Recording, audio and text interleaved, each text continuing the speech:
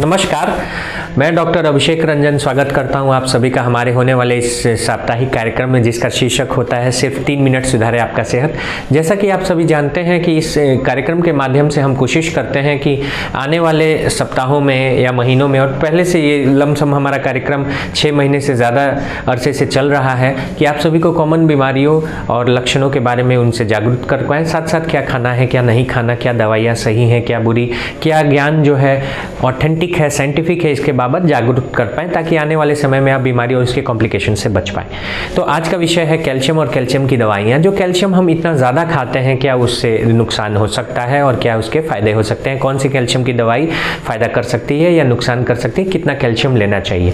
सर्वप्रथम कैल्शियम के नुकसान के फ़ायदे के क्या क्या नुकसान हो सकते हैं कैल्शियम के दवाइयों के। तो आप सभी जाने कि कैल्शियम की सबसे ज़्यादा लिखने जाने वाली और बिकने वाली जो दवाइयाँ हैं वो कैल्शियम कार्बोनेट होती हैं, लेकिन इनका जो एब्जॉर्प्शन है ये बहुत कम 30 से 40% तक हो पाता है, और ये दवाइयाँ ज़्यादातर हमारे पाचन क्रिया से फिर स्टूल्स के थ्रू पास आउट हो जाती हैं। लेकिन ये अगर आप केवल सॉल्ट बदल दें, कैल्शियम एस्पार्टेट ओरोटेट ले लें, कैल्शियम सिट्रेट मैलिएट ले लें कैल्शियम कार्बोनेट के जगह, हाँ calcium citrate malate, calcium orotate, calcium aspartate, तो ये जो आमतौर पे कैल्शियम कार्बोनेट हम लेते रहते हैं उससे ज़्यादा एब्जॉर्प्शन होती है। यहाँ तक माना गया है कि कैल्शियम ओरोटेट देखा गया है कि 70 से 80% तक भी बॉडी ले सकता है कैल्शियम ओरोटेट को।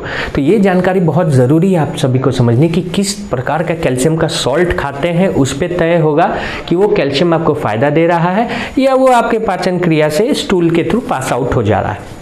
इसके साथ एक निहायती बात याद करने वाली है कि कैल्शियम को प्लेन ना लें, कैल्शियम के साथ विटामिन डी लेनी बहुत आवश्यक है। इसी वजह से अगर आप अपने विटामिन डी का टेस्ट करा सकते हैं तो विटामिन डी की डेफिशिएंसी 40 नैनोग्राम या उससे नीचे पर हो सकती है।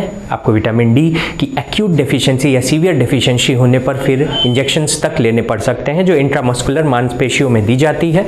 मेंटेनेंस थेरेपी 2 मंथ की चलती है इंजेक्शंस की, उसके बाद आप सिरप पर ले सकते हैं या सिरप पर रख सकते हैं। ये बहुत इंपॉर्टेंट है आप सभी का समझना कि जो कैप्सूल या सिरप आप लेते हैं वो 8 से 12 हफ्ते तक आपके डॉक्टर्स आपके विटामिन डी के स्तर पर दे सकते हैं, लेकिन इंजेक्शंस जो है वो 2 महीने तक अमूमन चलती हैं।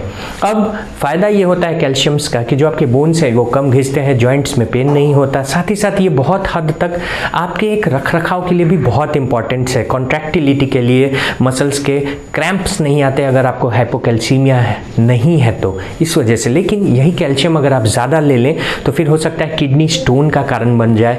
कैल्शियम सॉल्ट जब एब्जॉर्ब नहीं हो तो फ्लैटुलेंस कर दे, पेट में भारीपन हो, बहुत ज़्यादा बेल्चिंग हो, डकार आने लगे, गैस हो जाए, जो ज़्यादातर कैल्शियम कार्बोनेट करता है। इसी वजह से कैल्शियम की कौन सी दवाई लेनी है, विटामिन डी के साथ क्यों ज़रूरी है कैल्शियम लेना, कारण सिर्फ ये एक है कि विटामिन डी के साथ कैल्शियम बहुत अच्छे से एब्जॉर्ब हो सकता है, बोन्स के अंदर जा सकता है, बोन्स के ऊपर लग सकता है, हड्डियाँ कम घिसेंगी। 8.5 ग्राम कम से कम आपके शरीर में जो कैल्शियम का स्तर है वो रहना चाहिए 8.4, लेकिन अगर इससे नीचे जाता है 8.4 से कम तो इसका मतलब है कि आपको हाइपोकैल्सीमिया हो सकता है। हाइपोकैल्सीमिया में क्रैम्प्स हो सकते हैं, मांसपेशी में खिंचाव हो सकता है, घुटने घिस सकते हैं, आपके जॉइंट्स में पेन हो सकता है।